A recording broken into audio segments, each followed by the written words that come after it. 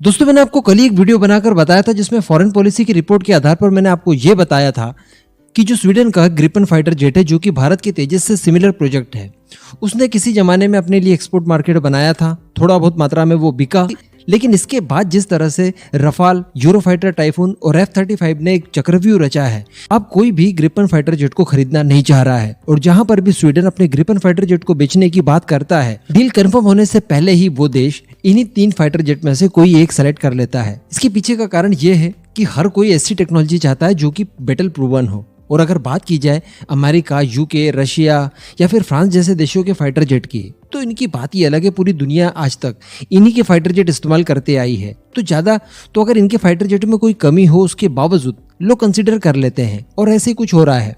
तो मैंने यहाँ पर चिंता जाहिर की थी कि यार इसी के सिमिलर, यानी ग्रिपन्स के सिमिलर भारत का तेजस है, तो कहीं ऐसा तो नहीं कि तेजस का मार्केट भी इसी वजह से प्रॉब्लम में पड़ जाए और तेजस भी इस चक्रव्यूह में फंस जाए। क्योंकि ये जो देश हैं, ये हर कीमत पर अपने फाइटर जेट बेचना चाहते हैं और वो बेचने में सफल हो भी जाते हैं।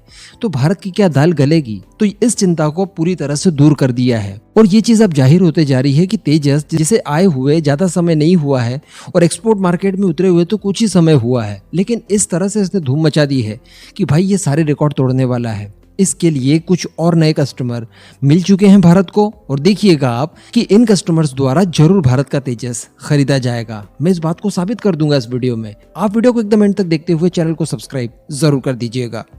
तो दोस्तों, मलेशिया के साथ भारत की डील लगभग होने वाली है। तो भारत का श्री गणेश एक्सपोर्ट के मामले में मलेशिया से हो जाएगा। इसके बाद कोलंबिया के बारे में मैंने आपको बताया था कि कोलंबिया भी भारत के तेजस में इंटरेस्ट रख रहा है और उसको ऑफर कर दिया गया है। इसके अलावा आपको याद होगा अर्जेंटीना, ये वही अर्जेंटीना है जहां पर एक फेक खबर उड़ा दी गई थी पाकिस्तानियों द्वारा कि उन्होंने JF-17 को फाइनलाइज कर लिया है। उसके बाद अर्जेंटीना की तरफ से स्पेशली इस बात को बयान देकर जारी करना पड़ा कि नहीं, ऐसा कुछ नहीं है, अभी केवल हमें रिक्वेस्ट फॉर प्रपोजल मिला है, किसी तरह का हमने सिलेक्शन अभी तक नहीं किया है। तो अब मैं आपको बता दूं कि अर्जेंटीना की तरफ से इस बात का खुलासा किया गया है ऑफिशियल कि भारत के तेजस में वो इंटरेस्ट रखते हैं, और जो उनकी नीड है 18 फाइटर जेट की, उसमें तेजस भी एक पार्टिसिपेट कर रहा है।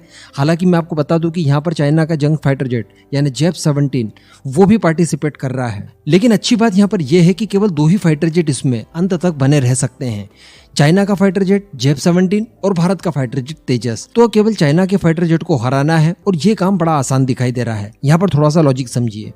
अभी रिसेंटली कुछ खबरें निकल कर आई थी पाकिस्तान की तरफ से कि पाकिस्तान के मैक्सिमम JF-17 ग्राउंडेड हो चुके हैं। कारण है इनके इंजन्स में प्रॉब्लम, और इनके इंजन्स में प्रॉब्लम हमेशा रहेगी, इस बात को पूरी दुनिया जानती है, क्योंकि वो रशियन इंजन है, और रशियन इंजन भी एक्सपोर्ट वेरिएंट वाले। जबकि भारत के तेजस की बात की जाए तो इसमें अमेरिकन इंजन है। अमेरिकन इंजन की थूती पूरी दुनिया में बोलती है। अमेरिकन इंजन को आपको ज़्यादा प्रमोट करने की ज़रूरत है नहीं, उसके ऊपर लोग आंख बंद करके विश्वास रखते हैं।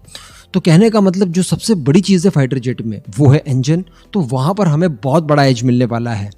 लेकिन दोस्तों, यहाँ पर एक प्रॉब्लम ज़रूर है, और वो प्रॉब्लम भारत के लिए अब अच्छी भी दिखाई दे रही है। वो ये कि फॉकलैंड वॉर की वजह से यूके ने कई सारे सैंक्शंस लगा रखे हैं अर्जेंटीना के ऊपर। अब बड़ी बात यहाँ पर यह है कि भारत के तेजस में कई सारे सब सिस्टम्स, जिसमें इजेक्शन सीट और mid year fuel refuelling prop, ये स्पेशली हमने यूके से मंगवाई है। अब यूके द्वारा लगाए गए सैंक्शंस की वजह से आप कोई भी यूके का पार्ट तेजस में इस्तेमाल करते हुए अर्जेंटीना को नहीं बेच सकते।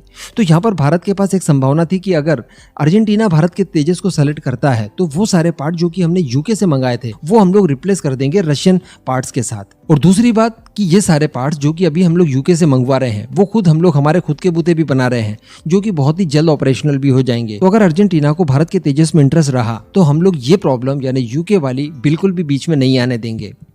तो JF-17 को यहाँ पर हराना कोई बहुत बड़ी बात नहीं रहेगी। अगर मलेशिया तब तक खरीद चुका होगा, तब तो एक बार फिर से इस बात को साबित कर दिया जाएगा कि JF-17 की तुलना में कई गुना ज़्यादा ताकतवर और रिलायबल है भारत का तेजस। तो अर्जेंटीना को भी तेजस सेलेक्ट करने में ज़्यादा दिक्कतें नहीं जाएगी। अभी यहाँ पर मैं आपको बता दूं कि अर्जेंटीना के कॉम्पिटिशन में कुछ और देश भी पार्टिसिपेट करेंगे, जैसे रशिया। लेकिन रशिया के फाइटर जेट खरीदना अर्जेंटीना के बस की बात नहीं है, सैंक्शंस की वजह से दिक्कतें जाएगी। अर्जेंटीना ज़्यादा रिस्क नहीं ले सकता। इसके अलावा साउथ कोरिया और स्वीडन स्वीडन का यही ग्रिपन वाला फाइटर जेट, ये भी ऑफर किया जा सकता है। लेकिन यहाँ पर सेम प्रॉब्लम आएगी, इन दोनों फाइटर जेट में भी यूके के कई सारे कंपोनेंट लगे हुए हैं और इनके पास रिप्लेस करने के लिए इस समय कोई व्यवस्था नहीं है। तो कहने का मतलब ये लोग पार्टिसिपेट इस कंपटीशन में कर ही नहीं पाएंगे। रशियन फाइटर जेट करेंगे लेकिन सैंक्शंस लगे हुए हैं, वो नहीं खरीदेगा। केवल और केवल JF-17 को हराना है। हालांकि JF-17 में भी ये इजेक्शन सीट वगैरह मार्टिन बेकर की लगी हुई है, जो कि यूके की कंपनी है। लेकिन चाइना ने प्रॉमिस किया है कि हमारे पास इंडिजिनस इस तरह की इजेक्शन सीट मौजूद है, हम उसको इंटीग्रेट करके ही आपको डिलीवर करेंगे। तो वो उसको भी दिक्कत नहीं है, लेकिन इंजन का प्रॉब्लम सबसे बड़ा है और वो बीच में आएगा ही आएगा। साथ ही बताया जा रहा है कि अभी रिसेंटली हमारे HAL के जो निर्देशक हैं आर माधवन जी, उन्होंने इजिप्ट का दौरा किया। आप जानते हैं कि इजिप्ट को बड़ी मात्रा में फाइटर ट्रेनर चाहिए, जिसके लिए तेजस भी एक है। उन्होंने तेजस में इंटरेस्ट दिखाया, भारत ने भी ऑफर रखा और यहाँ तक का ऑफर दिया गया था भारत की तरफ से कि अगर ये डील फाइनल होती है तो हम लोग इजिप्ट में ही इसकी मैन्युफैक्चरिंग यूनिट को सेटअप करेंगे। तो उन्हीं सब की संभावनाओं को देखने के लिए इजिप्ट का दौरा किया था आर माधवन जी ने। तो कहने का मतलब आने वाले कुछ ही समय में हमें 2-3 कस्टमर्स और मिल सकते हैं, जैसे कोलंबिया, अर्जेंटीना और इजिप्ट। अगर इजिप्ट, कोलंबिया और अर्जेंटीना, इन तीनों में से अगर एक भी कस्टमर भारत के हाथ लगता है, एक मलेशिया ऑलरेडी लग चुका है, तो ये भी हमारे लिए बहुत बड़ा कॉम्प्लीमेंट होगा। और जो हमारा ड्रीम है $5 ट्रिलियन तक हमारी GDP को पहुंचाना, यकीन मानिए यही सब पार्टिसिपेट करेंगे उसमें।